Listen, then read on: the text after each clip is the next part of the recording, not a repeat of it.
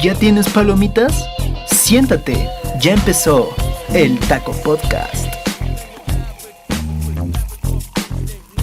¿Qué onda, gente de El Taco Geek? Bienvenidos a este podcast especial donde, pues, como pueden ver, vamos a hablar de una de las próximas películas que se van a estrenar y, bueno, en general de un tema muy interesante como son los kaijus. En esta ocasión, pues, como pueden ver, tengo dos invitados bastante especiales. La primera, ustedes, pues, probablemente ya la conocen si son seguidores del Taco Podcast. Ella es Nat, la niña de las desgracias. Hola, Nat. Hola, 2.0, 2.0, porque la desgracia nos persigue completamente.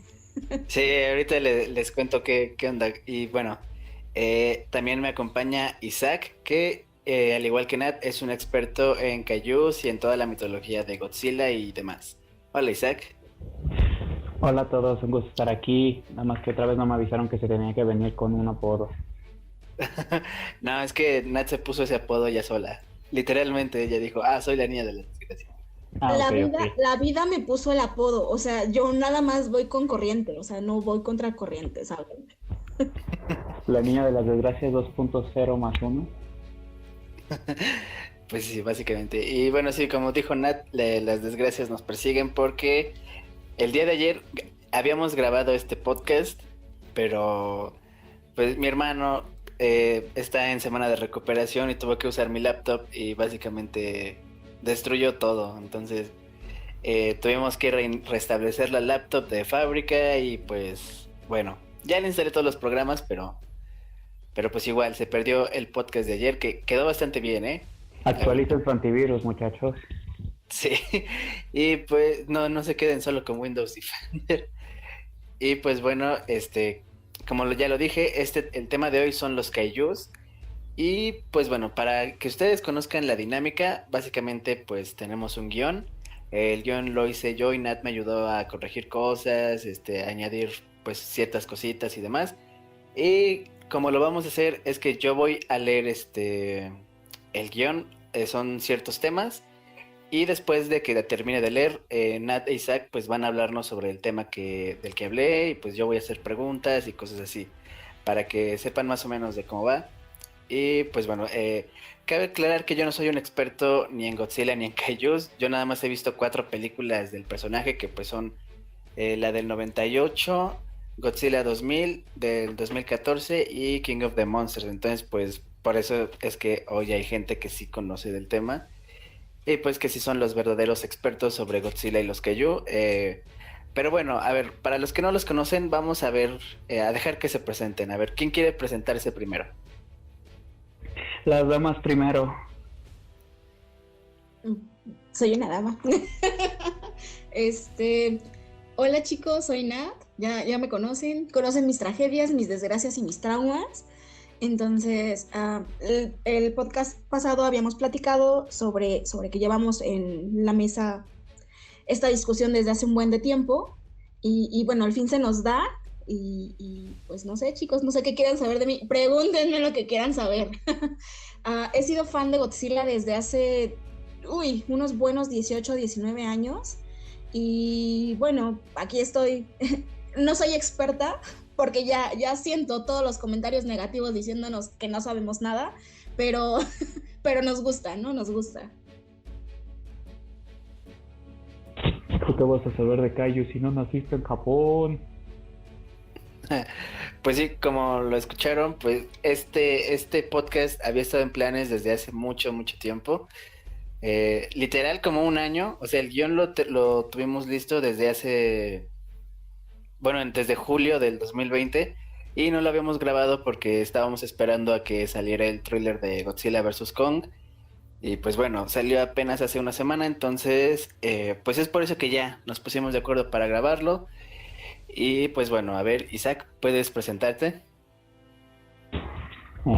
Hola de nuevo, un gusto estar aquí. Yo, al igual que mi compañera Nat, he sido fan de los kaijus de Godzilla desde hace muchísimo tiempo, ya que una de mis primeras películas que vi fue a muy disgusto de mi compañera, Godzilla del 98. Lo recuerdo bastante bien. De hecho, llegué a coleccionar los juguetes que venían en cajas de dulces.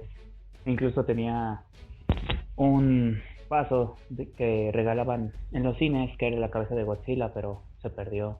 Si alguno de ustedes lo llega a vender, avísenme por favor. Y bueno, yo tampoco me considero un experto, soy fanático de eso que ni qué. Y pues sí, ya teníamos bastantes ganas de hacer este podcast desde mucho, como ya repitieron mis compañeros, y gracias a que Legendary Warner nos dieron ese gran tráiler, ya se pudo hacer esto.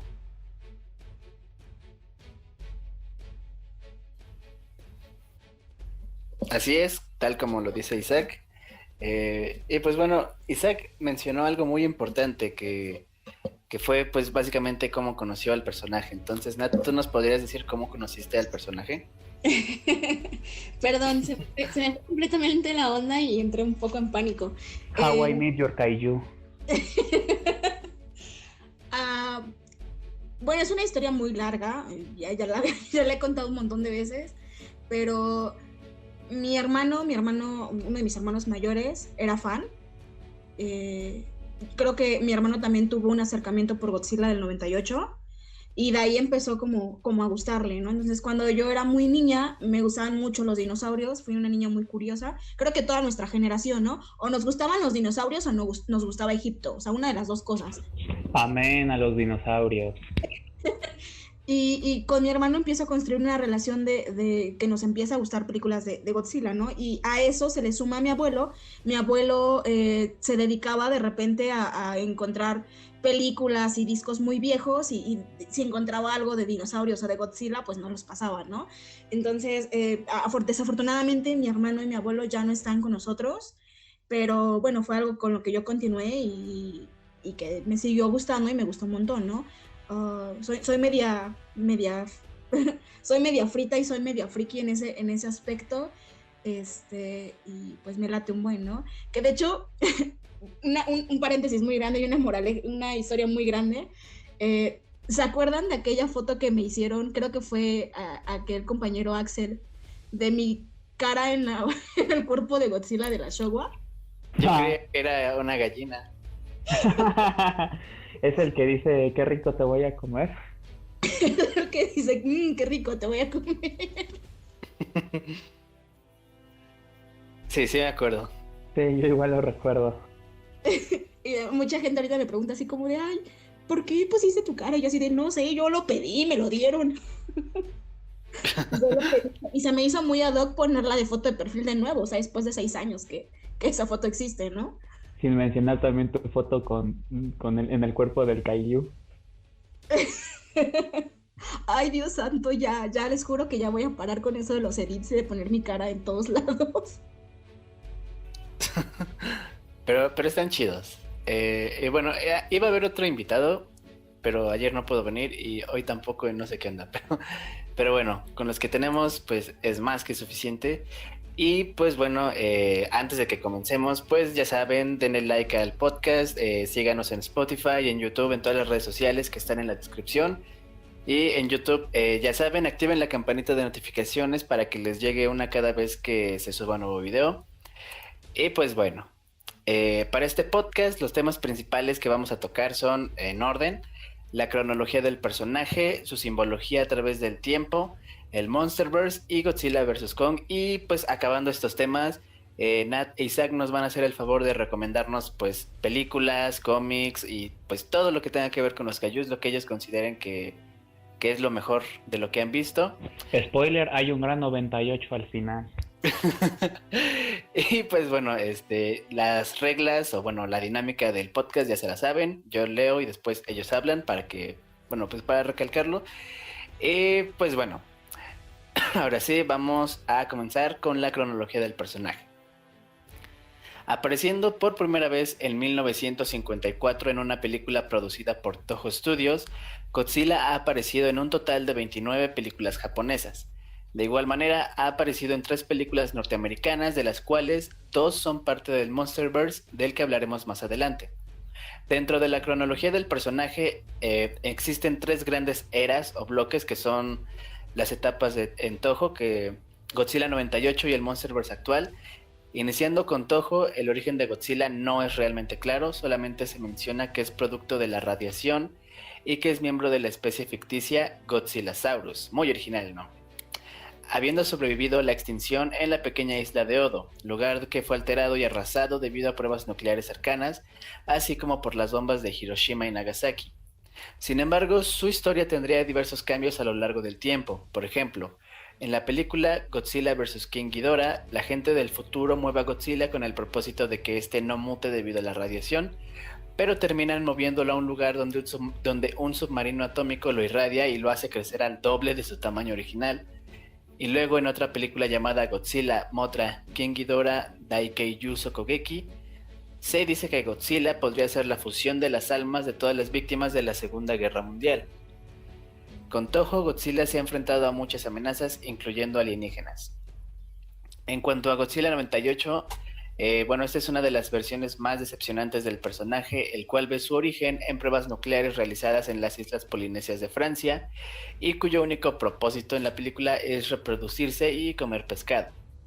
Esta versión fue tan ofensiva para Toho que en una de sus películas, la ya mencionada Godzilla Mothra King Ghidorah Daikeiju Sokogeki, el incidente de Nueva York es mencionado, con el ejército japonés dudando de que dicho monstruo haya sido el verdadero Godzilla.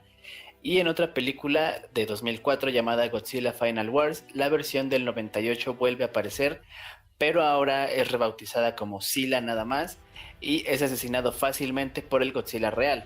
Así que, pues sí, de cierta manera el Godzilla del 98 es canon con las películas de Toho.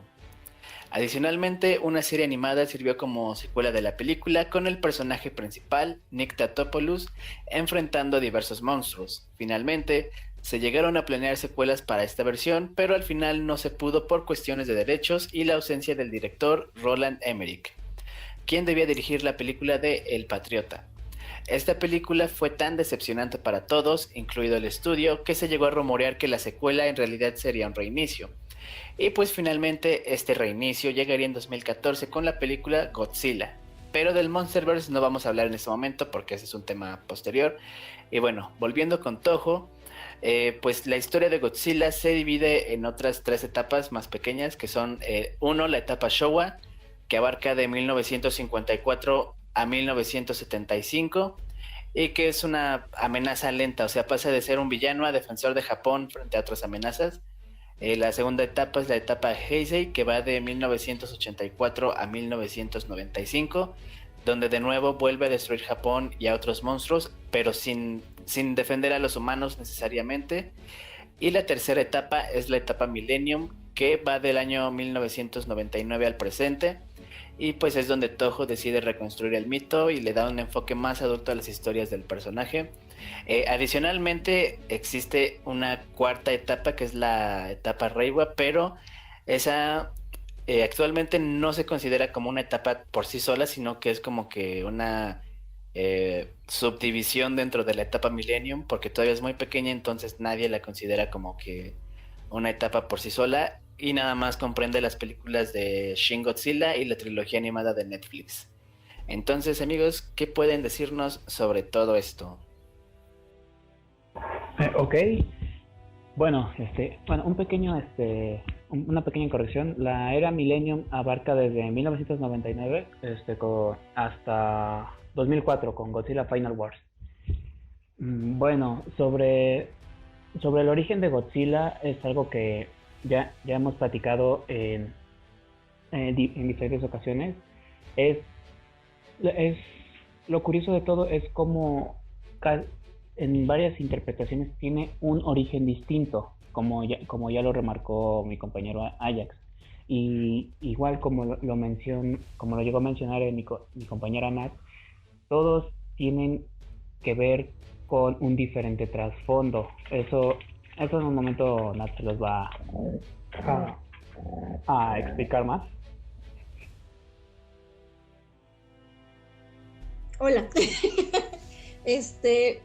Pues sí, ¿no? Creo que algo que ha marcado muchísimo al personaje y en general al mundo Kaiju ha sido que si bien se ha dado diferentes orígenes del personaje dentro de la realidad del personaje, dentro de nuestra realidad las concepciones de creación del personaje siempre han sido consecuencias de radiación, de bombas atómicas, de energía nuclear, etc., etc., ¿no? Siempre ha sido esa consecuencia, ¿no?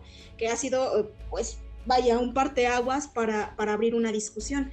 Creo que es bien importante entender o acercar al discurso de Godzilla el hecho de que si bien existen varias eras dentro de, hablando directamente nada más de lo de Toho, no tomando en cuenta lo de Legendary y las películas de Netflix, ¿no? Hablando directamente de lo de Toho, de la Showa, de la Heisei, de la Millennium, es que el personaje ha tenido cambios en la concepción y en la conceptualidad del personaje, en tanto se hable de para qué se está haciendo la analogía del personaje, pero las referencias casi siempre son las mismas, ¿no? Es un personaje que nace ya sea de unas pruebas atómicas, de bombas atómicas, que nace, no sé, de haber consumido de materiales radioactivos, etc., etc., y que terminan en esta consecuencia de Godzilla destruyendo a la humanidad, ¿no? Algo que decía Ajax, que esta concepción de Godzilla de pasar de ser un monstruo que destruye todo a ser un protector de la humanidad, yo la cuestionaría bastante. Algo creo que discutimos ayer en el podcast pasado es que Godzilla jamás ha sido un héroe, ¿no? Incluso platicábamos que tal vez podría ser un antihéroe, pero yo me atrevería también a cuestionar eso. Godzilla es un monstruo, es una fuerza de la naturaleza que no tiene que proteger ni salvar a nadie, ¿no? Su único fin es hacer lo que le dicta su naturaleza. Fin. Es complicado hablar del personaje sin meter como otros temas, ¿no? Que a lo mejor a mí me gustaría abordar eso más en la parte de simbología, pero pues sí, creo que ha sido un personaje bien conciso, ha sido muy constante en la creación de todas sus eras, y que bueno, a lo mejor a algunas personas se les hace ridículo pensar que un personaje o una película de un güey en botarga tiene un trasfondo político, pero verdaderamente lo tiene, ¿no? La creación del personaje, la creación de la fábula, la creación de la mitología, porque creo que podríamos tomar a los kaijus de Toho como una mitología. Bueno, tiene un trasfondo político impresionante. Y por ejemplo aquí podríamos poner de ejemplo la película de Cloverfield, ya que el productor J.J. Abrams y el que tuvo la idea de hacer la película la plasmó principalmente para que se viera como un suceso, más que nada, más que una historia de un monstruo que destruye la ciudad, es un suceso, porque al fin de cuentas eso pasa en la película. No te dicen de dónde viene el monstruo, no te dicen qué hace el monstruo, no te dicen por qué está atacando el monstruo, solamente son personas que estaban en una fiesta y de repente, ¡pum!, parece que hay un atentado, pero no, resulta que es un monstruo. Y aquí la analogía que manejaron los productores y el director era simplemente qué pasaría si metieras a un elefante asustado a una cristalería. Un caos terrible. Y eso podríamos mencionar que es una parte vital en cuanto a las películas de monstruos. ¿O ustedes qué opinan? Pues sí, ¿no? Porque sería como de ponerlo en palabras simples. Pues sería como, pues es un animal básicamente, como ya lo dijeron, o sea, es un animal que está en un entorno que no conoce y que obviamente va a tener ciertas reacciones que no son pues beneficiosas para las personas que viven en el lugar en el que este animal se va a presentar, ¿no? Definitivamente. Ha habido una tendencia a humanizar al personaje, a humanizar a Godzilla y darle, no sé, me imagino aquella película en donde tiene incluso diálogos con con otros kaijus, ¿no? Se ha dado esa tendencia de humanizar, de antropocentrizar al personaje, pero Yo creo que es un concepto bien diferente y bien complejo hablar de Godzilla, ¿no? Porque se puede tomar desde muchas perspectivas. Se puede tomar desde la analogía de donde nace, se puede tomar como una analogía a la globalización, bueno, o sea, tiene para explotarle de muchos. E incluso se puede ver simple y sencillamente como una película de monstruos agarrándose a golpes, ¿no? Es bien interesante ver el fenómeno a través de las eras, porque a través de las eras que Godzilla ha tenido, repito, hablando solamente de Toho, pues ha habido un cambio sustancial en la concepción del concepto del personaje, ¿no? De pasar de pelear y de destruir ciudades y comerse a la gente a pelearse con otros monstruos, porque ya hay una necesidad de darle una trama un poco más sencilla, más allá de burlarse del sentimiento yankee, ¿no? Porque bueno, Godzilla también es una burla del sentimiento yankee. O sea, ya hay una necesidad más allá de lo que tú decías, ¿no? Hacer la historia del personaje más adulta. Y yo creo que eso no pasa en Millennium, ¿saben? Yo creo que pasa desde que el personaje nace. O sea, en la primera película, a pesar de que Godzilla es esta burla al sentimiento yankee, es esta analogía de la bomba atómica, es esta analogía de como humanidad estamos yéndonos al traste, también es una trama muy compleja, ¿no? ¿Cómo llegas a la creación de un personaje? Bueno, a través de las concepciones que como persona tienes, ¿no? Y creo que para las concepciones que tienen estas personas que crean a Godzilla, bueno, son vastas y son muy maduras y son muy duras porque pues nacen de una tragedia como es la Segunda Guerra Mundial, ¿no? Yo creo que nadie que te hable de la Segunda Guerra Mundial te va a decir, ay, no pasa nada, no es un hecho tan importante, ¿no? Es una tragedia, una catástrofe terrible, de la que nacen muchísimas analogías, no nada más Godzilla. Pero bueno. Incluso en la película de Shin Godzilla toman a la creación de Godzilla como si fuera la reencarnación de un dios por todo el poder que tiene.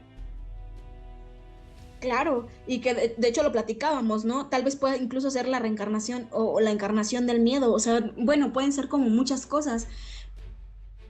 Creo que dentro de la cronología del personaje hay una consistencia muy grande a hacer una crítica a algo específico que se está construyendo en el contexto de la película, ¿no?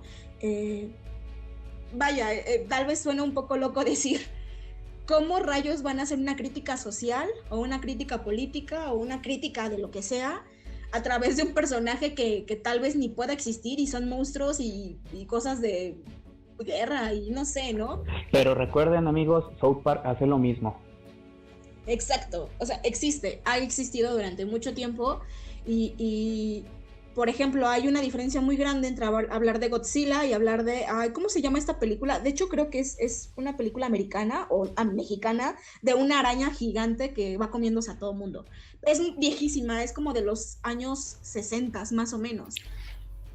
Sé de cuál hablas, pero no me sé el nombre. Sí, yo también, pero no empieza con K el nombre. No me acuerdo. Es una película viejísima y yo creo que es una de las... Según yo, es una película mexicana.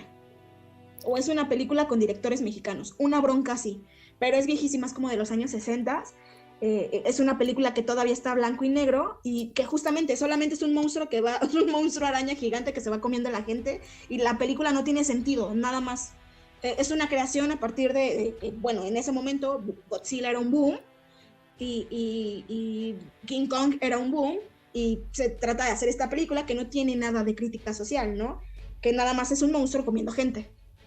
Por el contrario, lo que pasa con Godzilla o lo que pasa con King Kong, son monstruos que tienen atrás una analogía sobre la humanidad, ¿no? Y que creo que ha sido una constante durante la creación de las eras y de las etapas, ¿no? Porque hablando de Godzilla, de Legendary del 2014 para acá, del Monsterverse, que bueno, no nos vamos a meter mucho en ese tema, pero también tiene mucho que ver con eso, ¿no? Hay una crítica social fuerte en las películas. Y es algo que se aprecia bastante, que incluso las versiones actuales aún mantengan ese sentimiento, esa parte de la crítica social que se intenta plasmar en las originales. Claro, definitivamente, creo que fue un buen rescate. Y, por ejemplo, las películas animadas, que yo tengo mucho problema con las películas animadas porque hay un buen de detalles que no me terminan de encajar ni de caer bien, pero las películas son una crítica durísima y son un rescate total de algo en una especie de concepción moderna de lo que Godzilla representa al principio de su creación, ¿no? En las primeras etapas no sé, me recuerda mucho la etapa Showa, Godzilla de las películas animadas, ¿no? Y que incluso Shin Godzilla, vaya, tiene toda una representación y una conceptualización sabiendo quién es el director de la película y cuáles eran las intenciones de la película, ¿no? Que si pueden encontrar el libro de arte o los conceptos que se tuvieron para Shin Godzilla, véanlos y léanlos, no se van a arrepentir. No, están buenísimos, están muy, muy buenos, ¿no? Y que aparte creo que es una contrapolación muy buena entre del 2014, entre el Legendary y lo que hace Hideki. Sí, para los que no lo sepan, como lo menciona Nat, el director de Shin Godzilla es Hideaki Anno, que es nada más y nada menos el creador de Evangelion, Neon Genesis Evangelion. Entonces, pues, salud con Fanta. Entonces, pues ya se pueden dar una idea de la clase de cuestiones filosóficas y demás que van a encontrar en esa película. Yo no la he visto, pero ya la pude descargar porque ya la encontré. Entonces la voy a ver al ratito. Y pues sí, igual, como lo comentamos ayer, incluso podríamos decir que Evangelion es una serie que trata de kaijus, técnicamente, si estiramos un poco la definición. Muy burdamente. Yo ya saben cuál es mi opinión sobre eso. Yo creo que no tendríamos que estirar el concepto de lo que es ser un kaiju, porque básicamente es un monstruo grande, ya, así, sin adornarlo, ¿no? Creo que es algo muy moderno decir que el concepto se ha enclaustrado mucho en ciertas características, pero el concepto en general siempre ha sido un monstruo grande, ¿no? Entonces, cualquier cosa que represente un monstruo grande es un kaiju, ¿no? Por ejemplo, se me ocurre mucho hablar de los Saiyajins cuando están en su etapa así de mono. El Ozaru.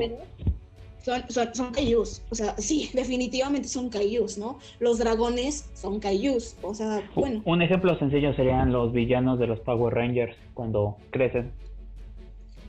Claro, definitivamente los villanos de Power Rangers son kaijus. Y de hecho, si nos quisiéramos como ir a algo más un poco más moderno, podríamos hablar de cómo entrenar a tu dragón. Los dragones son kaijus.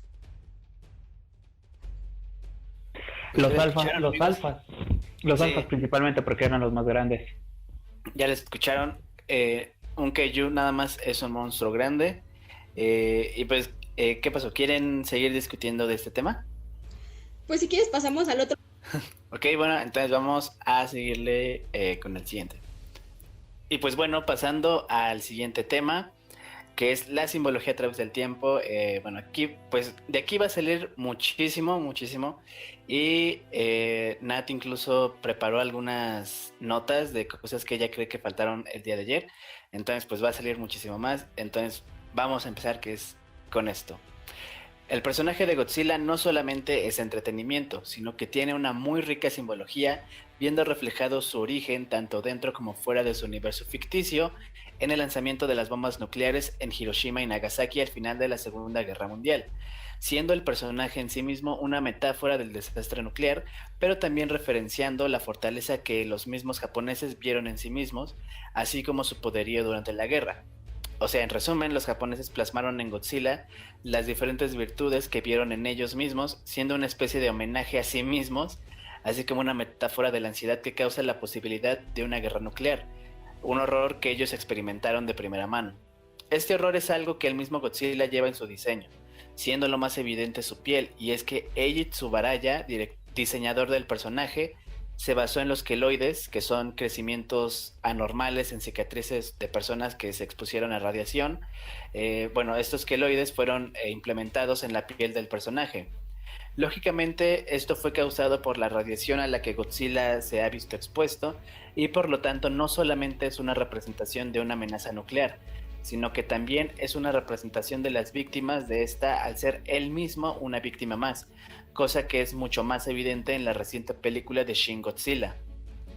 Sin embargo, esto no se detiene ahí, ya que muchas veces se ha reinterpretado el mito para referenciar la lucha del bien contra el mal, por ejemplo, con los diferentes enfrentamientos contra Ghidorah o incluso con la divinidad, como ocurre en el cómic Godzilla in Hell, en el que se enfrenta a ángeles, demonios y al mismísimo dios de la religión judeocristiana.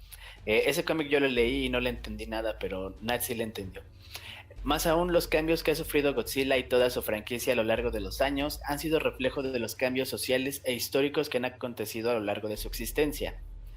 Por ejemplo, en la era Heisei, donde el sentimiento antiamericano y el avance tecnológico se vieron reflejados en las películas, con historias más adultas, un Godzilla más agresivo y sin consideraciones a la humanidad, y monstruos que son mucho más fuertes que el mismo Godzilla, siendo capaces de mejorarse a sí mismos y con poderes enormes, lo que llegó a su culminación en Godzilla vs. Destoroyah, donde muere Godzilla y su batalla final deja a Tokio totalmente destruida e inhabitable.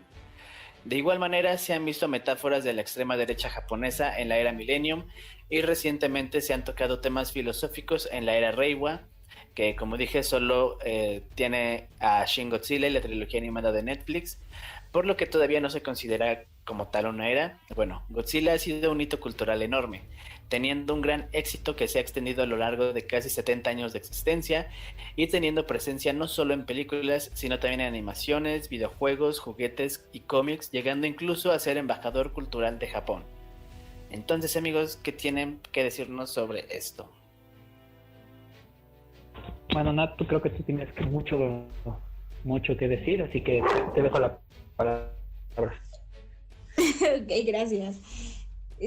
Santo Dios. Creo que algo que han hecho bien los japoneses, no solamente con Godzilla, sino con muchas de sus animaciones, películas, etc. Por ejemplificar alguno, lo que hace Miyazaki con las películas de Ghibli, lo que hace Hideki con Evangelion, lo que hacen las Clamp, ¿no? Con todas sus series y mangas, y lo que hacen los creadores de Godzilla con Godzilla ha sido reinventar el concepto de imagen, filosofía, ¿saben? ¿A qué me refiero con esto? Es que es algo un poco complicado, pero juegan mucho con ese sistema filosófico, porque algo que parece algo tan sencillo, por ejemplo, la serie de Evangelion, ¿no? Gente peleando contra extraterrestres, termina teniendo un bagaje filosófico que te da un viaje muy cañón, ¿no? Lo mismo pasa con Godzilla. De repente es como son dos monstruos, 2, 3, 4 monstruos agarrándose a golpes y después peleando con la humanidad. Bueno, no tendría por qué tener tanta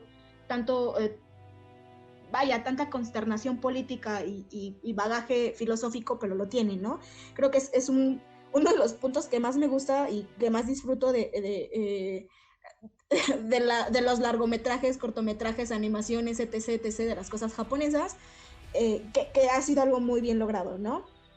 Y a mí me gustaría mucho rescatar, por ejemplo, cómo es que los kaijus casi siempre no son un monstruo que ya haya existido, no son monstruos hechos, y no son monstruos hechos a propósito, a veces son consecuencias de acciones humanas, ¿no? Por mencionar algunos, Ghidorah es una super consecuencia de la devastación humana en el planeta, ¿no? Y que tenemos otros personajes como Mothra que no son una consecuencia, pero tienen una labor. Entonces es bastante rico ver cómo la simbología no se extiende o no se cuadrifica nada más en el personaje de decir, bueno, es una analogía de la bomba atómica y de cómo los estadounidenses se pasaron de ojetes en la Segunda Guerra Mundial e hicieron esto, ¿no? Sino como el personaje que nace de eso, que nace de un dolor nacional muy grande, se transforma ya en una crítica no nada más a la sociedad estadounidense, ¿no? Sino a la humanidad como tal.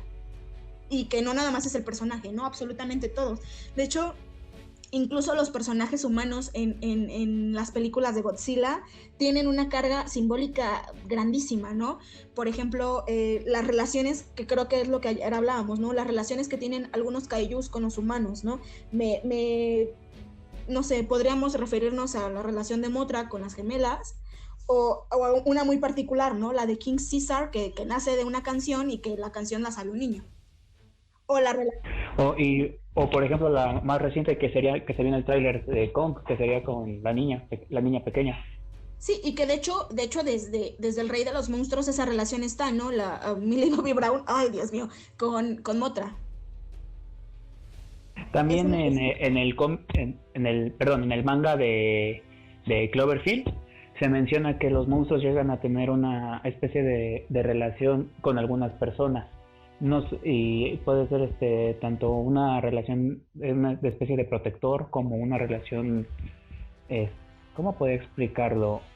Donde el propio monstruo va a destruir al humano simplemente porque sí.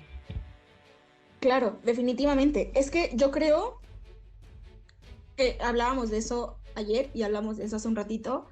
Hay una tendencia a humanizar a los monstruos, ¿no? Y creo que esta parte de humanizar a los monstruos es que finalmente Godzilla, finalmente Kong, finalmente King Caesar, finalmente Ghidorah, Batra, Gigan, etc., etc., etc., son creaciones humanas, ¿no? No me refiero al origen del personaje, de su historia del personaje y desarrollo del personaje. Me refiero a que finalmente salen y nacen de una creación humana, de la mente humana, y tienen, o hay una necesidad bien implícita de decir, bueno, están estos monstruos, que son monstruos que van a devastarnos y que no tenemos ningún arma contra esos monstruos, pero en estos monstruos hay humanidad, porque como los monstruos son representaciones de miedos, de necesidades, de características, de causas y de consecuencias humanas, siempre está esta parte del discurso de decir, bueno, no es tan malo, ¿no? Somos un asco porque creamos a Ghidorah, porque Ghidorah está creado de los desechos, porque es una masa apestosa de cosas y de podredumbre, pero se puede vencer. No por nada también se llama el Smog Monster. Exactamente, pero se puede vencer, ¿no? Y en este caso, por ejemplo, King Caesar que representa a este monstruo súper grande, súper fuerte, que tienen que invocar para que vaya y le salve el culo a Godzilla, porque se lo están jodiendo, y que también te lo terminan jodiendo a él, pero es como esa esperanza de la humanidad, y la esperanza de la humanidad no solamente es que el monstruo exista y que se diosifique, sino que el monstruo exista y que tenga una relación humana, tenga un vínculo. Sé que a lo mejor suena muy volado y muy fumado, pero hay una reflexión muy buena detrás de todos los personajes, y creo que es un ejercicio muy bueno que las personas se pueden dar, porque lo puedes ver desde dos perspectivas, ¿no? A los kaijus los puedes ver desde dos perspectivas, desde monstruos agarrándose a putazos y que son bien entretenidos y me encanta, y desde la otra perspectiva en donde le vas a dar un análisis muy cañón a los personajes, a las películas, a los hechos, a los contextos, y creo que se presta bastante bien. Que era lo que decía hace un rato, ¿no? A la diferencia con esta película de la araña gigante que no se presta, no hay material de dónde sacar, no lo hay, solamente es un monstruo que existe y come gente, y que vive en una montaña y come gente, ¿no? O incluso podríamos relacionarlo a monstruos que podríamos ver en otro tipo de películas. Claro, definitivamente, porque incluso, por ejemplo, si pensamos en los Power Rangers, los monstruos no eran tan monstruosos, ¿no? Pues sí nos presentaban monstruos grandes y devastadores, incluso con una apariencia media inhumana, ¿no? Pero finalmente estos monstruos tenían una apariencia humana y una cara humana. Y por ejemplo, en el caso de Godzilla, más allá de esas películas en donde tiene diálogo y en donde se ha humanizado para saber qué es lo que piensa Godzilla, sigue siendo un monstruo del que no sabemos absolutamente nada de lo que pasa en su cabeza, ¿no? Solo se asumen cosas, que creo que es algo que se ha rescatado en las películas de Legendary, de dar este monstruo de, bueno, nosotros creemos que está peleando por su lugar en la cadena alimenticia, pero no estamos seguros. Sí, y es algo que, como ya mencionamos, se mantiene en todas las eras. Otro ejemplo sería Shin Godzilla, porque, bueno, como ya habíamos dicho, tiene un contexto bastante profundo, principalmente por quién fue el director involucrado, pero principalmente es que Shin simplemente es un animal que mutó muy rápido y de una forma muy violenta, la cual le causa un dolor horrible, y es un dolor con el que tiene que vivir prácticamente todos los días. Y el hecho de que salga a la superficie e intente respirar es porque su cuerpo está evolucionando tan rápido que no sabe qué hacer. En el momento en el que los científicos dicen que no se preocupen porque como es un monstruo con branquias, al intentar respirar el aire va a morir, y en efecto cuando se detiene creen que la amenaza se acabó, pero simplemente Shin evoluciona y se adapta a la Tierra, y entonces se hace un caos todavía más grande. Incluso cuando lo llegan a atacar, Shin destruye más edificios, pero no es que destruya porque sí, simplemente es porque está asustado, no sabe lo que le pasa. De hecho, mencionan que cada vez que ruge no es como el rugido de un animal intentando ser amenazante, que va a atacar, que se va a defender. No, sino que cada vez que ruge es porque está agonizando.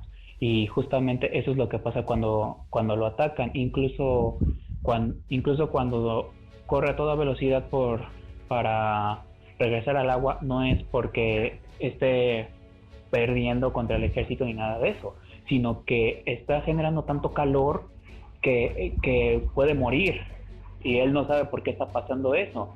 Y es lo que Nat ya explicó. Uno podría simplemente pensar, es que es un monstruo que está destruyendo la humanidad porque sí, es malévolo, y no se puede simplemente poner en un contexto de blanco y negro. Shin simplemente es un monstruo con conciencia propia que está sufriendo y no sabe qué es lo que le está pasando. Y el hecho de que esté destruyendo la humanidad es porque, aunque suena feo, es porque estamos en medio. O sea, bueno, en este caso la ciudad de Japón está en medio. Ciudad de Japón, perdón, por eso. Las ciudades en Japón están en medio de su paso. Él solamente está tratando de vivir, él solamente está tratando de pensar por qué está pasando esto, por qué me están atacando. Y que de hecho yo creo que sería como bueno regresar a lo que hablamos al principio, ¿no? Los orígenes de Godzilla. Y explicar un poco. Godzilla nace de una analogía, como bien decía Ajax y rescatábamos en el punto anterior. Nace de una analogía de la Segunda Guerra Mundial, ¿no? Y la analogía puede interpretarse desde muchas perspectivas.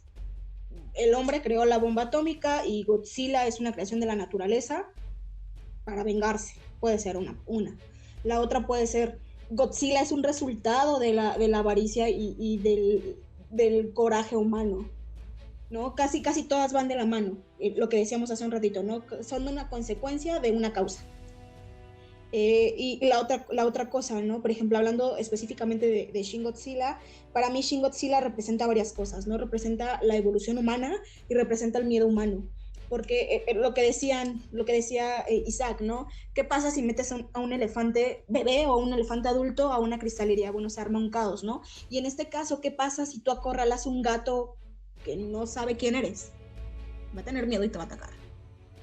Otro ejemplo con esto podría ser el Indominus Rex en la película de Jurassic World, y es lo que menciona el personaje interpretado por Chris Pratt, que no pueden esperar que un animal que estuvo en cautiverio toda su vida piense de manera correcta. Incluso cuando ven que está matando a los otros dinosaurios sin comérselos, es porque está aprendiendo su lugar en la cadena alimenticia. No lo está haciendo simplemente porque esté destruyendo, porque sí, sino porque está aprendiendo quién es. En este caso se puede considerar que es una aberración genética, y eso fue lo que causó el problema. Incluso podríamos decir que es un poco como un gato en una planicie, porque todos sabemos que los gatos llegan a matar bastantes especies, y no necesariamente porque las cazan, a veces simplemente porque es curiosidad, dan un zarpazo bastante fuerte y matan al animal. En que incluso, o sea, por ejemplo, podremos hablar del caso de Indominus y del caso de Shin Godzilla y de los kaijus en general. Son kaijus que no tienen otro par y no tienen de dónde aprender comportamientos. Entonces están descubriendo el mundo. Es como un niño, un bebé que está tratando de sobrevivir y de ver cómo se adapta sin el aprendizaje de cómo debe actuar, ¿no? De cómo caza, cómo consigue comida, cómo busca cuerpos de agua, cuándo está en peligro, cuándo no está en peligro, cómo es no sé, por ejemplo, ¿no? Esas cosas. Hablando específicamente, por ejemplo, de los gatitos, cuando tú tienes un gatito bebé que no ha convivido mucho con su mamá porque la mamá murió, porque no sé qué, X o Y diversidad, hay una forma de enseñarles a hacer del baño, ¿no? Que es mojándoles con un algodoncito para que ellos sientan húmedo y puedan hacer del baño. Y enseñarles en dónde. Pero esas cosas por sí solos, aunque son instintivas, no las saben, ¿no? Por sus instintos se pueden guiar a mucho, pero el aprendizaje que hay entre la transmisión de conocimiento de alguien que ya aprendió a otra persona, bueno, no es no alguien, ¿no? De un ser que ya aprendió a un ser que no ha aprendido, bueno, pues es un tramo muy largo, ¿no? Y a esto mismo, yo creo que se le tiene que agregar como ya las simbologías un poco más pesadas que han marcado al personaje, más allá de las consecuencias humanas, de repente ya se meten con simbologías más políticas y filosóficas, ¿no? En el caso, regresamos. Sé que regreso mucho al nacimiento de Godzilla, pero pues nace como esta analogía de la bomba atómica, pero se va transformando dependiendo de la era, ¿no? Ahora puede ser una analogía a la globalización, puede ser una analogía a la industrialización, ¿no? Por ejemplo, las películas animadas para mí son una analogía y una crítica muy fuerte a la globalización y a la industria humana. Más que nada porque los monstruos en este caso, bueno, primero se dieron como plagas, o esto se puede decir como un castigo divino, cuando después, más adelante en las películas se demuestra que era más que nada la forma en que la madre naturaleza intentaba recuperar el orden, intentaba balancear todo lo que había pasado. Claro, de hecho hay Schiffer, no me acuerdo cómo se llaman estas especies, ya tiene un buen que vi las películas y que les hice crítica.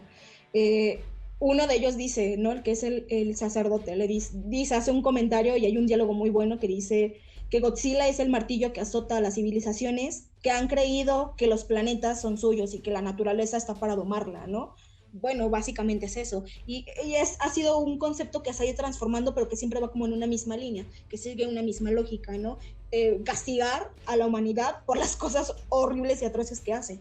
Y en esta, bueno, puede haber incluso una simbología más fuerte, ¿no? Que es en el caso de los cómics. Los cómics son todavía más fuertes, son todavía más adultos y tienen unas analogías y unas críticas todavía más densas, ¿no? Por ejemplo, lo que decía Ajax de yo no entendí Godzilla Angel, no hay mucho que entender. Hay mucho que inferir, pero no mucho que entender, porque básicamente el cómic no tiene diálogos y son Space Godzilla y Godzilla agarrándose a putazos y de repente, por obra divina, es tan fuerte la pelea que terminan en el infierno y bueno, hacen toda una transición cada uno por su lado y cada uno mata a un ser divino. Se comen ángeles, uno termina siendo Dios y otro termina siendo un demonio, ¿no? En esta analogía muy, muy cruda, matando a un Dios cristiano, porque bueno, es parte de la analogía que existe, ¿no? Y creo que es una analogía muy buena de lo bueno y lo malo, que no es, regresemos al principio, son monstruos. Los monstruos no tienen las concepciones humanas de lo que es lo bueno y lo malo, no tienen las concepciones humanas de lo que es ser villano y lo que es ser héroe, por ejemplo, ¿no? Entonces, estas analogías o estas filosofías de agarrar a monstruos y que de repente tomen un papel de bueno o malo, o maten lo bueno o lo malo, porque, por ejemplo, Godzilla mata a Dios, pero termina de alguna forma asumiendo el poder de Dios, ¿no? Y Space Godzilla mata a un demonio y termina asumiendo el poder de un demonio, ¿no? Ninguna de las dos acciones ni es buena ni es mala, ¿no? Porque podríamos decir, Space Godzilla mató al demonio y eso es una acción buena porque pues mató al mal. Y por el contrario podríamos decir, Godzilla mató a Dios y es una acción mala porque Dios representa el bien. Cuando aquí podríamos poner que en primer lugar Space Godzilla es un alienígena y bueno, ahí ya nos meteríamos en otro asunto, ya que intentar moralizar eso en un ser que ni siquiera es de este planeta es difícil. Claro, definitivamente. Y regreso a esto, ¿no? El concepto de Godzilla juega con la filosofía y con una crítica política de forma muy fuerte. de forma muy fuerte al que le tienes que echar un montón de coco y saber un montón de teoría, ¿no? Que es algo que pasa comúnmente. No sé si a ustedes les ha pasado que han visto más de 2 veces Evangelion y en esas 2 veces han entendido cosas completamente distintas una de otra. Porque tiene que ver mucho con los aprendizajes que tienes en ese momento, tiene que ver mucho con tu situación de vida, tiene que ver mucho con no sé, con absolutamente, incluso con la teoría filosófica que estés consumiendo o hayas consumido, ¿no? Por ejemplo, Lo cual me recuerda a una persona que me dijo que, por ejemplo, el manga de Oyasumi Pum Pum cambia dependiendo en qué momento lo leas. Cambia cuando lo lees en un momento donde tu vida está estable y cambia cuando lo lees mientras estás deprimido. Claro, y creo que es algo todo, o sea, de todo. A lo mejor el autor tiene una intención plasmando ciertas cosas, pero los subconscientes se mueven de formas bien extrañas y no es que el autor solamente haga eso solo, no hay participación de algunas otras personas. La referencia, el arte, los colores, la filosofía, lo que el autor siente en ese momento, porque pues no siempre estamos en un mismo mood, ¿no? Cambiamos constantemente de situaciones. Entonces, por ejemplo, a mí me da mucha risa, tenemos un amigo en común todos nosotros, bueno, no sé si llamarlo amigo, pero que siempre te dice y te jode con, yo sí entendí Evangelion, y es como de, güey, todos entienden Evangelion, todos entendemos Evangelion de formas distintas en las distintas etapas de nuestra vida. Es más como un patiño, pero sí, todos sabemos de quién habla. Hablamos de varios, porque en realidad son varios compas que dicen eso, ¿no? De, yo sí le entendí Evangelion. Y te cabulean cuando no dices lo que ellos entendieron, pues porque están medio pendejos, pero bueno, ¿no? Ya estoy leyendo los comentarios que me van a decir de, tú no entendiste Evangelion, tú ni sabes de Godzilla. Pero bueno. De hecho, ahorita que mencionas, el creador de Evangelion lo escribió mientras estaba en tratamiento para su depresión, ¿no es así? Y también estaba drogado, muy drogado. Un pequeño paréntesis similar, por ejemplo, Kazuki Takahashi, el creador de Yu-Gi-Oh!, escribió la última parte del manga, que es Las Memorias del Faraón, prácticamente con su salud en riesgo. Incluso dejaba de comer por bastante tiempo para dedicarse al manga, ya que le habían dado una fecha límite para acabar su historia. Y de hecho él dice que no recuerda muchas cosas, que incluso el villano Zork, que muchos lo van a recordar simplemente por ser ese demonio con pene en forma de dragón, él ni siquiera recordaba que él lo había diseñado. Simplemente cuando vio ya el manga publicado, vio el monstruo, fue de yo diseñé esto, yo ni siquiera recuerdo eso. O el caso de las Clamp, ¿no? O sea, las Clamp hacen unas obras bien sacadas de no sé dónde, muy buenas, ¿no? Pero por ejemplo, Suasana Chronicles es, wow, yo la tuve que ver un chingo de veces para entender ciertas cosas y agarrar el hilo de ciertas cosas, porque de repente te mostraban unas tramas que no sabías de dónde rayos habían salido, ¿no? Y que parecían tramas ya acabadas y que tú no sabías si esa trama ya era una continuación o estaba empezando o no lo sabías. Y conforme va pasando lo vas entendiendo, ¿no? Pero creo que sí, ¿no? Los asiáticos saben jugar muy bien con esta parte y que sabemos que no todos los cómics son asiáticos. De hecho, creo que casi todos los cómics son americanos, si no me equivoco. O la mayoría de los cómics son de Godzilla, son americanos. Pero también han sabido jugar muy bien con esta idea de cómo jugar con las simbologías, con las ideas, con las críticas, incluso sin darles diálogos, ¿no? O sea, por ejemplo, para mí Ingel ha representado una abstracción muy, muy buena porque no tiene diálogos. El cómic no tiene diálogos y lo entiendes. Bueno, a veces lo entiendes.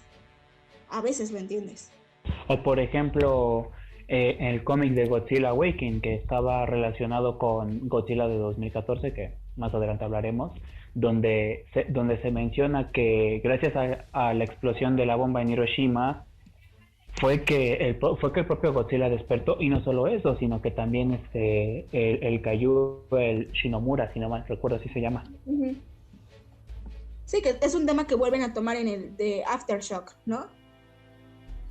Sí, lo vuelven a tomar, pero esta vez con el Muto Prime. Uh-huh, exactamente. Entonces, no sé, tú dinos, ¿qué opinas de Debraya, Ajax? Pues sí, está cabrón todo lo que tiene que ver con Godzilla, porque como dicen, no solamente es un tipo en una botarga o un monstruo generado por computadora, sino que tiene un trasfondo bastante amplio. Tiene, pues sí, o sea, depende también de cómo lo veas, porque pues como dijo Nada, a veces entiendes Godzilla en Hell y pues yo no lo entendí, pero si se ponen ustedes a analizar el monstruo, su historia, pues van a encontrar que tiene muchas cosas que a lo mejor no se habían dado cuenta. Por ejemplo, lo que menciona Isaac del Indominus Rex, pues básicamente la película de Jurassic World es, podríamos decir, una crítica hacia la ética que tienen los experimentos genéticos que pues la humanidad ha realizado ya desde hace varios años.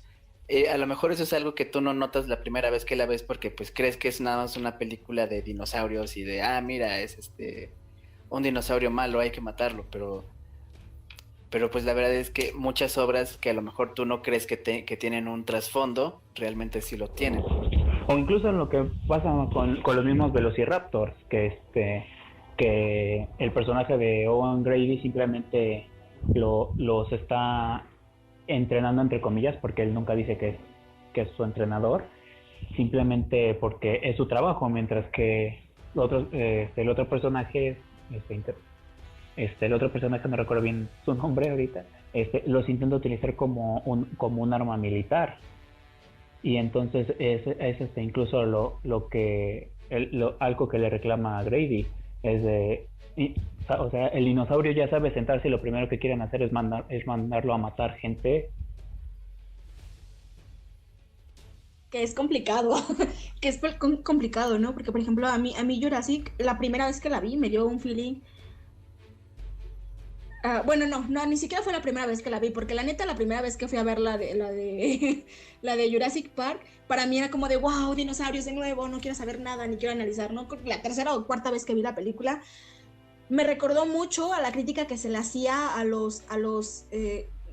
estos acuarios en donde hay orcas.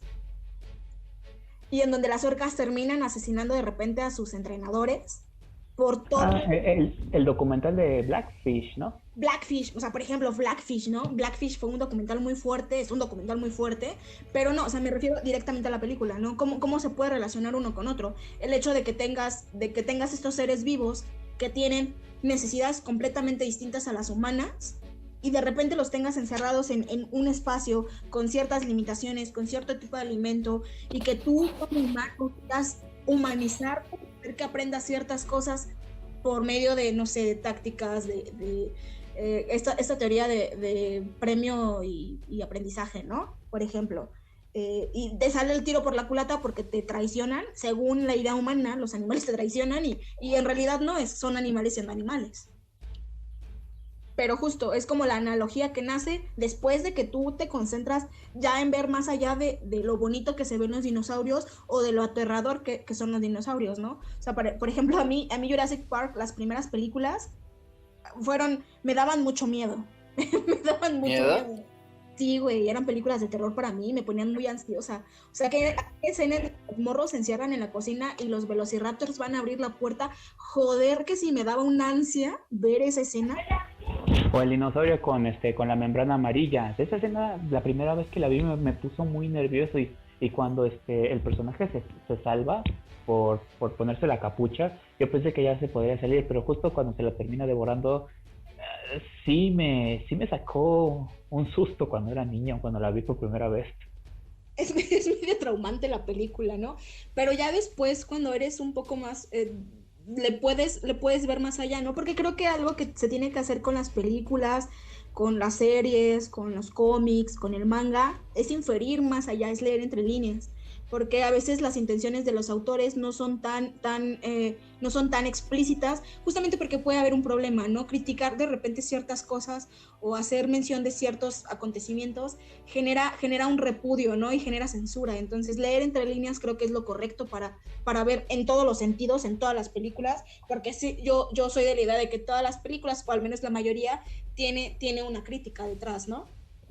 Por ejemplo, bueno, allá tú nos podrías guiar en esto. Si mal no recuerdo, parte del regreso del Jedi y la parte con los Ewoks es también crítica a una guerra, ¿no es así?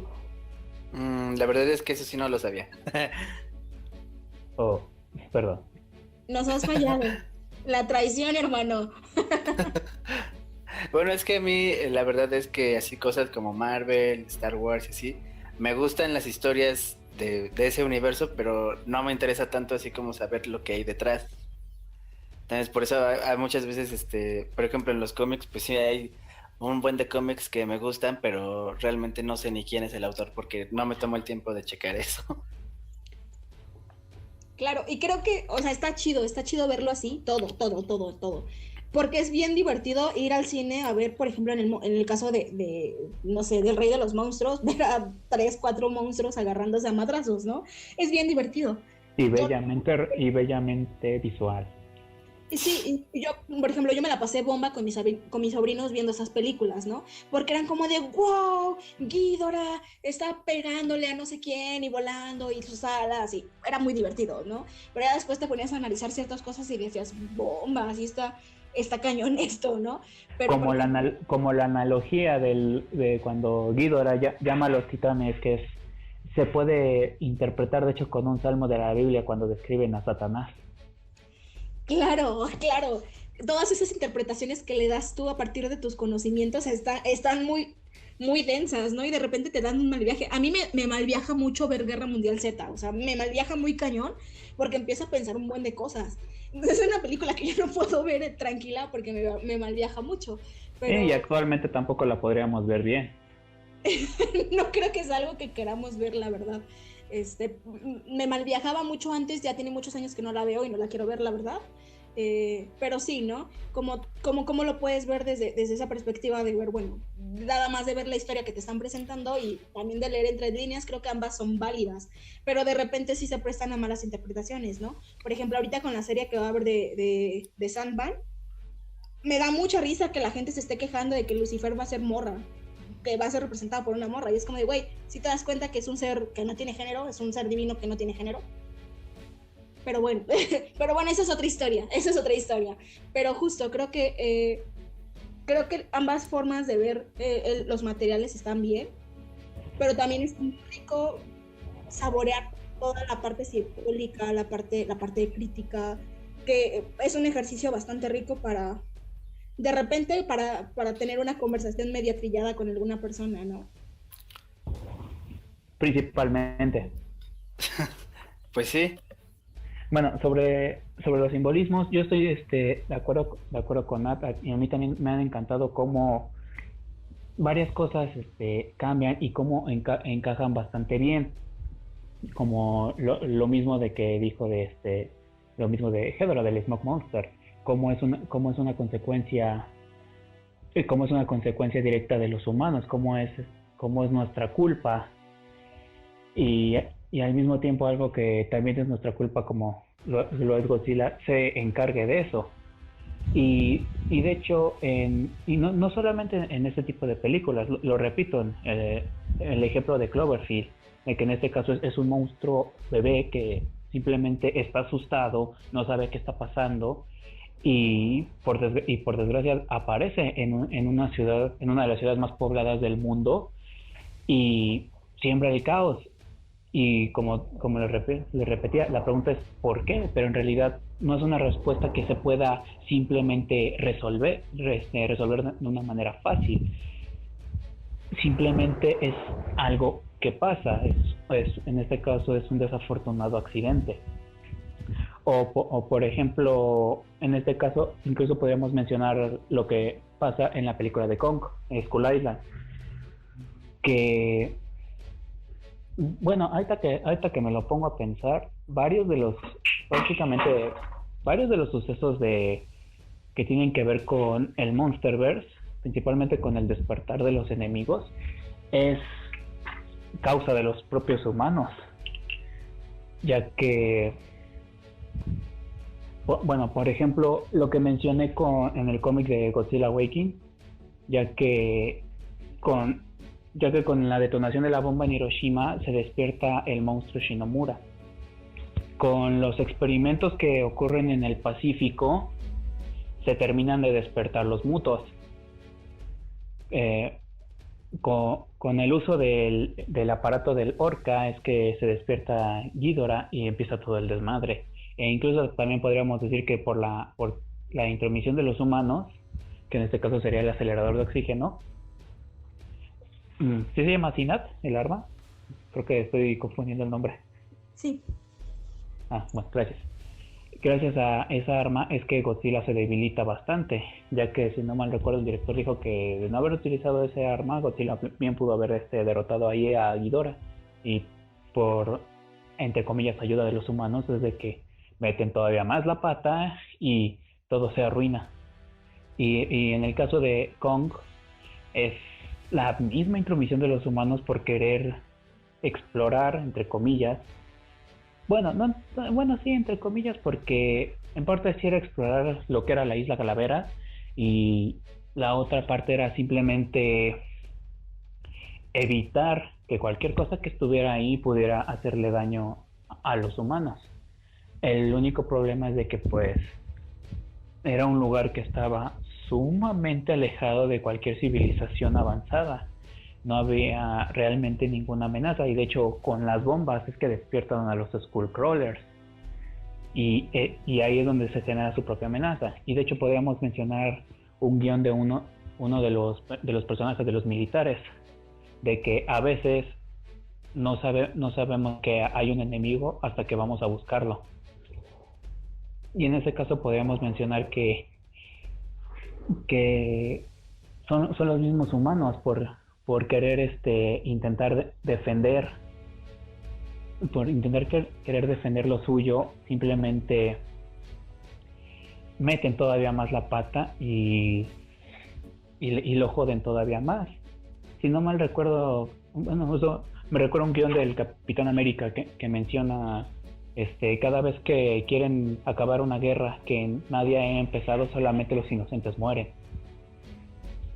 Ajax, ¿tú recuerdas si eso fue en una película o en un cómic? ¿Cómo? El guión del Capitán América. No me acuerdo, la verdad. Bueno, te las debemos. ¿Qué otro ejemplo? O por ejemplo, lo que ya habíamos mencionado de Shin, de la simbología que podemos ver a priori, que simplemente es un animal que desafortunadamente está mutando a contra de su voluntad. Que está sufriendo.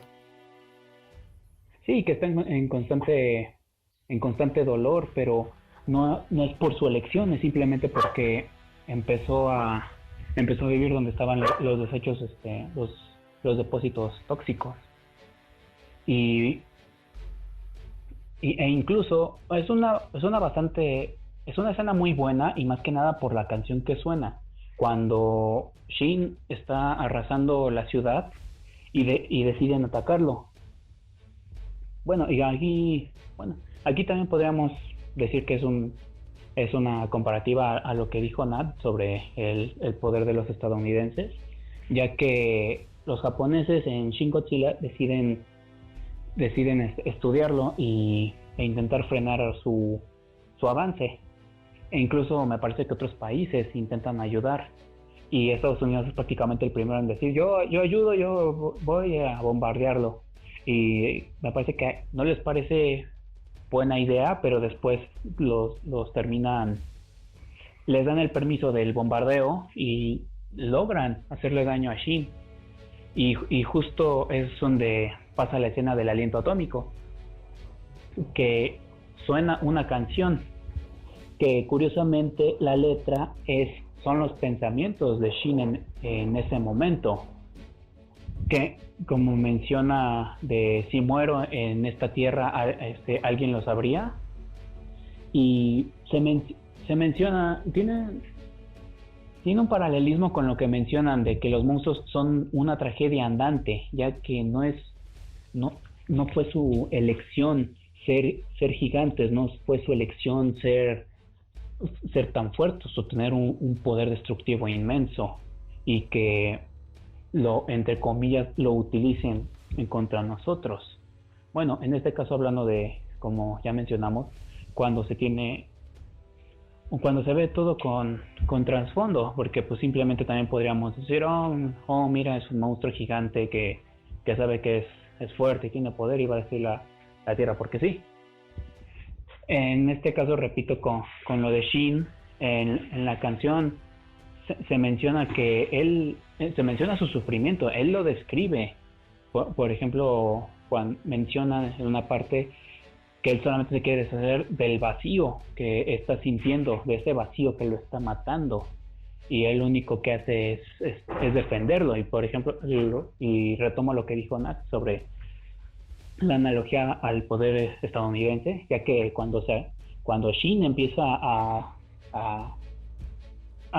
concentrar más su aliento atómico en su láser, son los bombarderos estadounidenses los que son destruidos, y posteriormente una de las ciudades de Japón.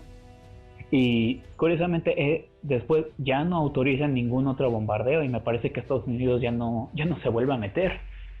Que de hecho, bueno, perdón por la interrupción, que de hecho es bien interesante ver eso, ¿no? O sea, la decisión de los directores japoneses de decir, bueno, vamos a dejar que simbólicamente en la película Estados Unidos vuelva a bombardear Japón. Y la consecuencia, ¿no? Que de hecho, o sea, si nos vamos como a la parte histórica de nuevo, hablar sobre la Segunda Guerra Mundial es un tema delicado. Y es un tema más delicado en los países en donde, bueno, hubo consecuencias catastróficas, ¿no? Y por ejemplo, en la historia oficial, que sabemos que la historia no es más allá que el discurso político de los ganadores, podemos encontrarnos con que cómo se retratan a los japoneses en la Segunda Guerra Mundial. Como unos traicioneros, como los que atacaron a Estados Unidos. Pobrecito Estados Unidos fue atacado por Japón. O por ejemplo, podemos mencionar también los experimentos inhumanos que hacían. ¿Cómo se refleja eso? Exactamente. ¿Cómo se llama el Escuadrón 201? No, ese es el... No, ese es el nuestro. 731, algo así. Algo así. Se dedicaron a tener prisioneros de guerra para hacer experimentos con uranio, cianuro, incluso pipí de caballo, varias cosillas ahí, ¿no? Que es como la parte del discurso oficial histórico. Pero después, con estas analogías, por ejemplo, el dolor de Shin Godzilla a mí me suena mucho al dolor de los japoneses durante la Segunda Guerra Mundial. Por ejemplo. Sí, también podría ser. O por ejemplo, un ejemplo un poquito más reciente sería lo que pasa en Kong Skull Island, ya que por ejemplo, yo pienso principalmente en el personaje de Samuel L. Jackson, el coronel Packard, de que es un general condecorado que está frustrado, se siente muy mal de que prácticamente perdieron la guerra de Vietnam. E incluso él intenta maquillar su derrota diciendo que Estados Unidos no perdió, simplemente se retiró. E incluso ya es importante porque su unidad ya van a regresar a los Estados Unidos, ya van a regresar a sus vidas, pero los mandan a la misión de la Isla Calavera, y Packard acepta simplemente porque quiere ir con un último triunfo para sentirse que al menos hizo algo bien. ¿Qué es lo que pasa? Pues que gracias a esa idea muchísimos de su unidad mueren en la propia isla, y él lo único que piensa es que quiere destruir a Kong. También obviamente se enoja con los científicos, ya que no le contaron precisamente cuál era el plan, cuál era la idea de los estudios geológicos, e incluso debe decir, no, incluso llega a decir que las bombas no simplemente eran eso, para estudios geológicos, sino que eran carnada para tratar de llamar algo, incluso destruir algo más. Y ahí es donde me parece que Packard ya pierde prácticamente la cordura y solamente quiere destruir a Kong. Y por otro lado, los personajes como son el de Tom Hiddleston y el de Brie Larson descubren por parte de un sobreviviente de la Segunda Guerra Mundial, de hecho, que quedó varado en la Isla Calavera, que Kong es el defensor de toda la isla. Y ahí es donde podríamos volver a repetir lo de la simbología, que en este caso como el humano simplemente quería explorar un nuevo bioma, quería hacer lo suyo, pero resulta que ese bioma ya está dominado por algo más, en este caso Kong. Y son los personajes militares los que quieren deshacerse de él, pero no se dan cuenta del error que causarían. Es lo que menciona un personaje del sobreviviente. Cuando Kong muera, los Skullcrawlers, principalmente el más grande, subirá a la superficie y no habrá nada que lo detenga.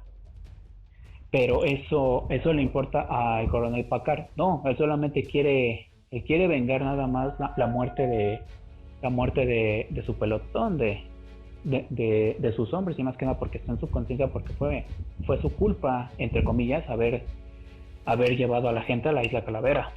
Y que incluso los personajes, los pocos militares que estaban con los personajes de Tom Hiddleston, llegan a aceptar esa idea de que no está bien matar a Kong. Va a causar un problema más grande, y que incluso Packard ya se salió de control. Y que de hecho, o sea, bueno, a mí estoy bien agradecida de que hayas traído a Kong a colación, porque creo que sí, bueno, hemos hablado mucho de Godzilla, y el punto de este podcast también es como hablar un poco de Kong, ¿no? Un poquito, nada más, poquito. Y justo, ¿no? A mí creo que King Kong ha sido una de las analogías más duras que ha hecho el poder yanqui, porque tiene dos representaciones, ¿no? La representación del poder yanqui como tal, pero también tiene una representación, una crítica a las colonizaciones, ¿no? ¿Qué representa Kong? Kong representa la violación, el saqueo y la colonización de Europa y de Estados Unidos, ¿no? Porque, bueno, y eso lo podemos ver en todas sus interpretaciones. Claro, definitivamente, porque bueno, habrá mucha gente que diga, Estados Unidos no es europeo. Bueno, Estados Unidos es un país creado por europeos en América, pero finalmente es una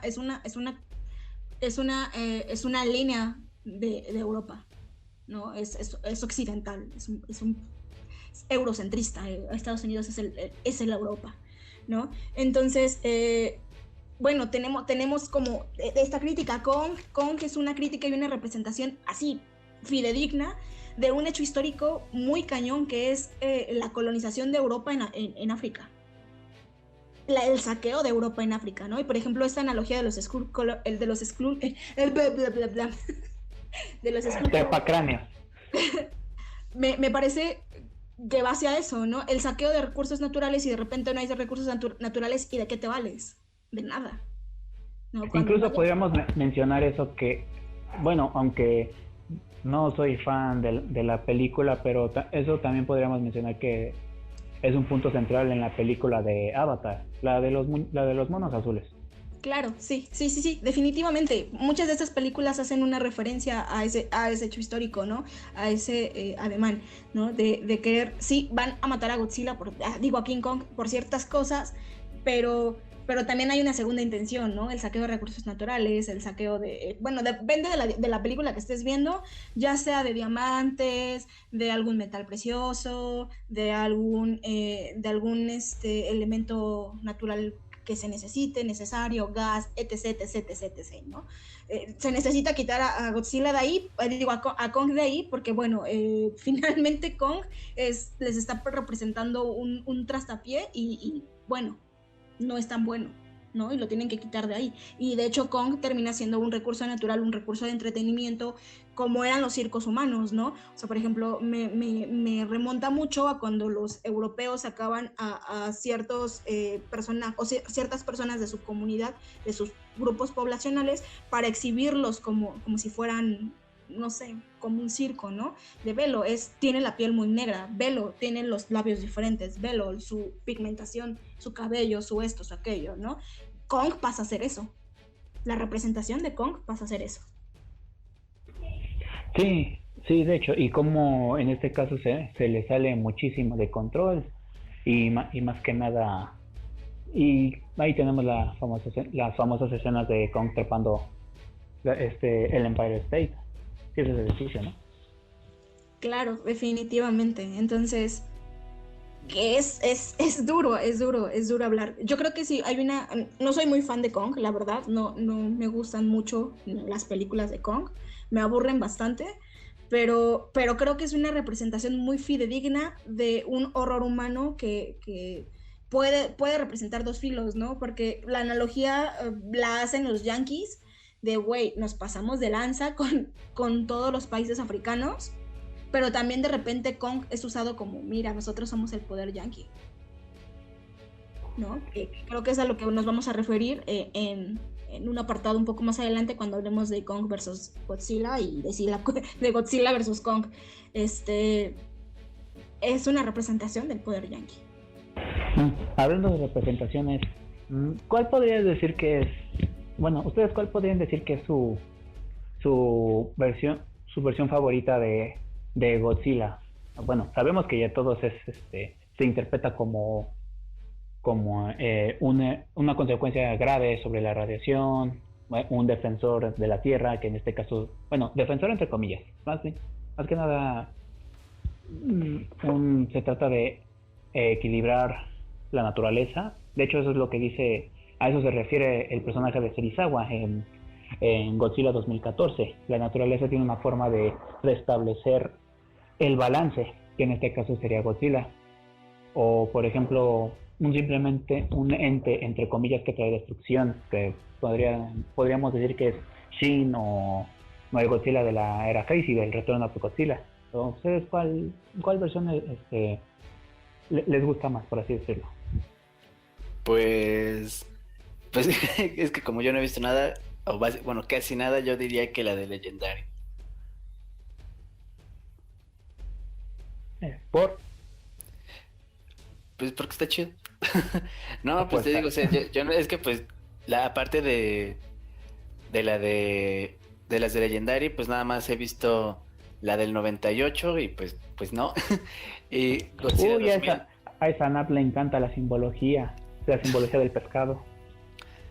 Godzilla 2000, pero esa la vi como a los 5 años y no me acuerdo. De hecho, justo ahorita me acabo de acordar que igual había visto una que me parece que es donde que sale Mechagodzilla, porque, bueno, me acabo de acordar, pero ni siquiera sé cuál es, entonces no podría decirlo. Entonces, pues sí, básicamente por eso sería el de Legendary, porque es el que mejor conozco. Para mí, yo creo que ya practiqué pronunciar la palabra Skullcrawler. Se me traba mucho la lengua, perdón, chicos. Estuve todo el rato pensando, a ver, trata de pronunciarlo bien. Creo que la versión que más me gusta es la versión Showa. Ver un monstruo, ¿qué es eso? Un monstruo que se puede transformar en aliado, pero no porque decida ser aliado, sino porque las circunstancias se presentan así. Me parece una visión magnífica del personaje. Porque creo que es la visión que le da lo que yo decía hace un rato y lo que criticaba muchísimo, ¿no? El hecho de que Godzilla no es ni un villano ni un héroe. Se presenta y actúa conforme a las condiciones a las que se tiene que enfrentar, ¿no? Sí, como llegamos a platicar en el podcast de ayer, que a veces incluso se llega a pensar de que Godzilla está del lado de la humanidad.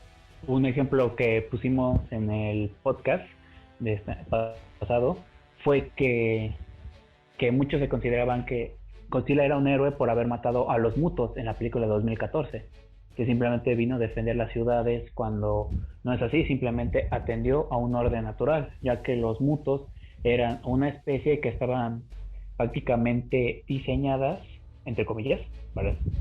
Más bien adaptadas. Era una especie adaptada a combatir contra la especie de Godzilla. Y Godzilla sabía muy bien lo que podían hacer unos entes parasitarios fuera de control. Si de por sí, cuánto batalló la humanidad contra dos y el nido eran cientos de huevos. No me parece que es que Godzilla supiera cuál era el peligro. Creo más bien, y lo puede ejemplificar de una forma muy, muy burda, ¿Qué pasa si tú metes a un cocodrilo, un león, un puma, un chita, bueno, y a varios animales que son animales alfa, animales agresivos, en una jaula? Se van a agarrar a putazos. Eso es seguro. Sí, eso sí. Y feo. Muy Muy feo. Y a lo mejor lo que se me ocurre aquí es eso. ¿Por qué Godzilla no sale a atacar a la humanidad? ¿Por qué no le representan? No es que le representen un peligro que Godzilla piense, güey, son un peligro para mí, están desarrollando armas, me los voy a ir a chingar. No. Más bien, ¿cómo se perciben a los animales entre ellos mismos? Las criaturas, ¿cómo se perciben entre ellas mismas? De repente, por ejemplo, si tú te acercas a un gato callejero, el gato te va a percibir como una amenaza. Y una de dos, o va a huir de ti o te va a enfrentar, ¿no? Y en este caso tenemos monstruos que son alfas, que son monstruos dominantes, que son monstruos gigantes, y que de repente se perciben como amenaza uno para el otro. No para la humanidad, ni para el ambiente, ni para la desestabilización del sistema, sino un peligro para ellos mismos. Sí, y eso es lo que, bueno, es lo que también dije, ya que los mutos estaban ya adaptados para poder pelear contra la especie de Godzilla. Un ejemplo sería el pulso electromagnético del muto macho, ya que eso debilitaba mucho el aliento atómico de Godzilla. Por eso se ve muy diferente en 2014 en King of the Monsters. Bueno, eso también para defender cómo salió en el cine, pero eso es aparte. Claro, por supuesto, definitivamente, totalmente de acuerdo. Ahorita que mencionó Nat los diferentes animales, lo segundo que pensé fue se formaría un mega mamalón con ellos. Como, había uno de Power Rangers, que creo que es Fuerza Salvaje, ¿no? En donde tenían los Zord, eran animales. Eran animales. Ah, sí. Una gran serie, por cierto. Y pues bueno, chicos, ya lo escucharon. Eso es todo lo que hay de la simbología de Godzilla. Llevamos 1 hora en ese tema.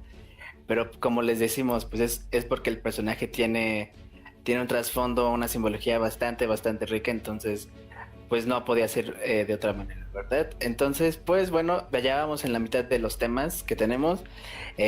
Solamente para recordarles, síganos en nuestras redes sociales.